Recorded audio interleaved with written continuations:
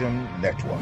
Nigeria's Federal Executive Council, FEC, has approved the Nigeria Universal Communication Access Project, which seeks to provide connectivity to over 21 million people in underserved communities across 4,834 rural areas.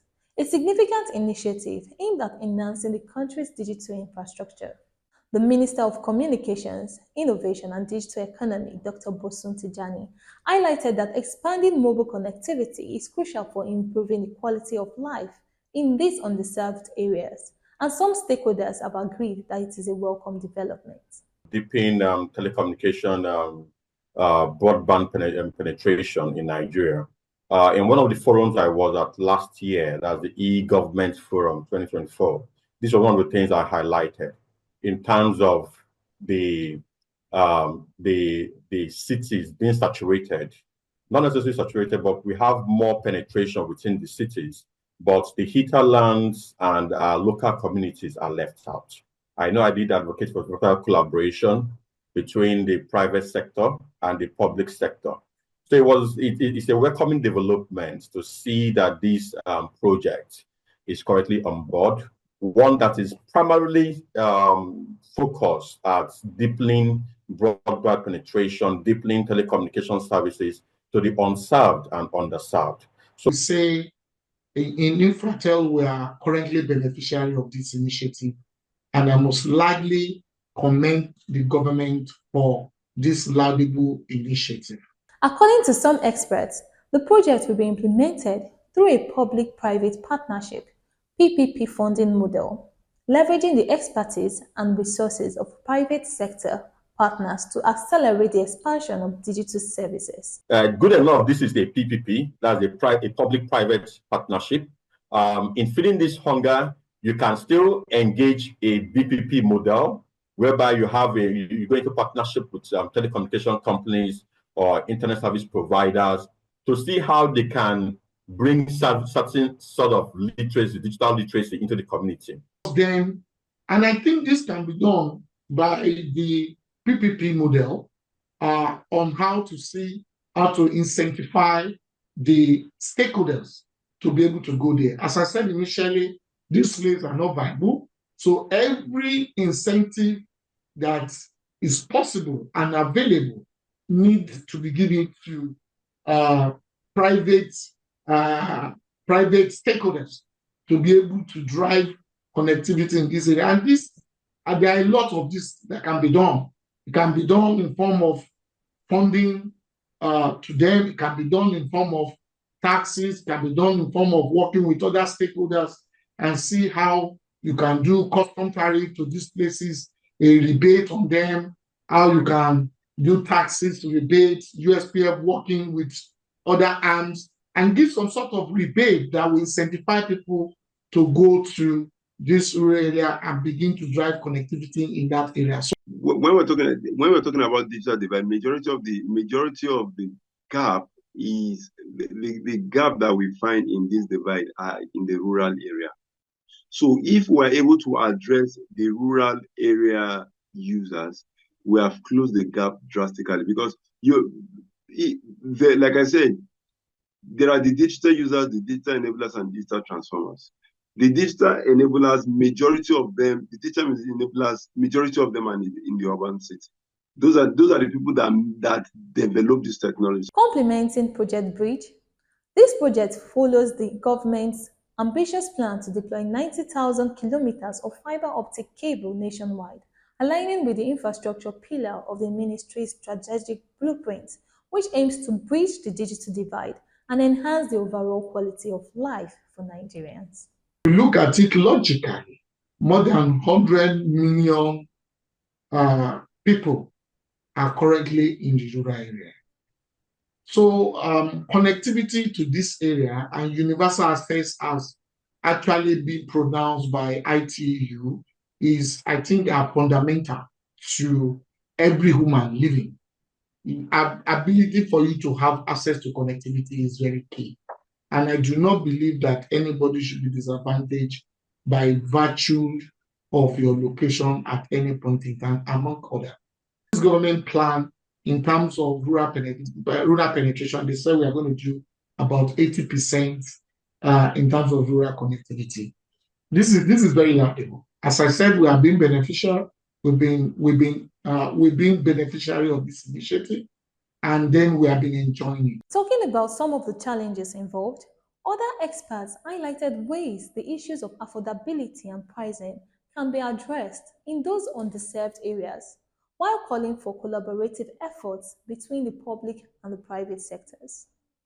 Address the question of affordability. But one thing we all know is what is going to address affordability is going to be competition.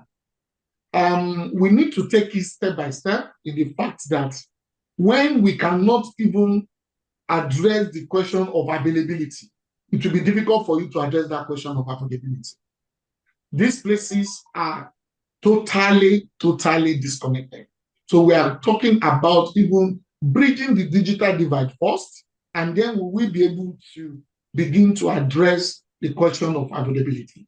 So this area are very far from where we have the current connectivity. So you have challenge associated with deploying infrastructure in this remote area. Accessibility is very difficult, and hence the cost of delivery is very high. You have security concern. Some of these places, theft, vandalism, insurgency are ravaging this location, and then you put personnel safety and a whole lot of things into question. This area as well, their lack of skills, local skills to be able to support deliverable. This area does not have that much of revenue, so they are lower revenue potential. And because they are lower population, income level is very low, ability to spend is low, ARPU is low. And at the same time, on some places, we will meet community resistance in some of these locations. So by the time you look at this array of challenges, it's not that encouraging for people to put their funds in this area. However, as I said initially, connectivity should be universal, and there should be solutions that are meant for different people to make them a bit viable. So I think on this background of universal connectivity is why government is put in place USPN to be able to address some of these challenges and ensuring that these people have connectivity and are able to enjoy the same services that we are enjoying in Oban. Furthermore, experts preferred approach to promoting digital literacy and skills development to avoid threats of sabotage and vandalism of infrastructure in rural areas, as well as sustainability and long-term viability of such a project. Now, when you build an infrastructure, and that infrastructure is largely helping the community, and the community understand the importance of that infrastructure, they will be the one to protect that infrastructure. But when they begin to look at it from a political angle, then that's where a challenge comes, because at that point they're not just looking at it that is going to benefit them, they're looking at it from a different angle. So we need to take away politics from infrastructure and ensure that the end users of those infrastructure have a proper understanding of what this facility is going to do for them. For example, you're training somebody in your local dialect, and that person, you're training somebody in tech, and you're training that person in your local dialect. The person goes for training every day and sees you, and the person is a youth, and the person knows what wants to happen about the content vandalization of that particular infrastructure. The person definitely will raise alarm, because the person is a first-hand beneficiary of that particular infrastructure. So many of us that are in the tech industry, we can begin to localize some of these things. When doing this training, just to ensure that, we have a language that we can easily use to communicate with those within our space of in our villages. We can communicate in these languages with them because we are from there. We understand how to speak this language. We understand English. We have learned this technology. All we just need to do is to be the transcriber that will transcribe this knowledge from English and use our language to teach them, so they will understand it better and know how best to implement it.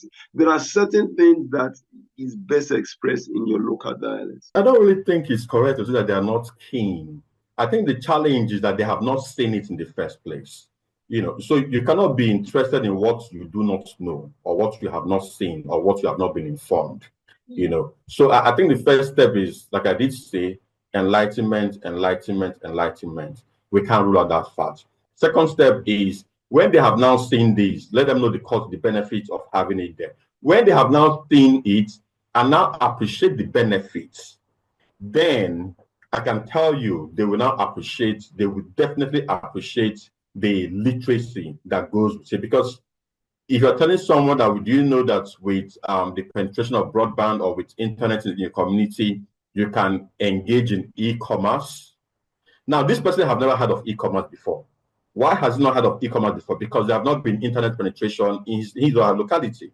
So when you have now been able to let him understand this is what we are bringing, and with this, you can do e-commerce, the next question that will generally or naturally come up to that person's mind will be, how can I participate?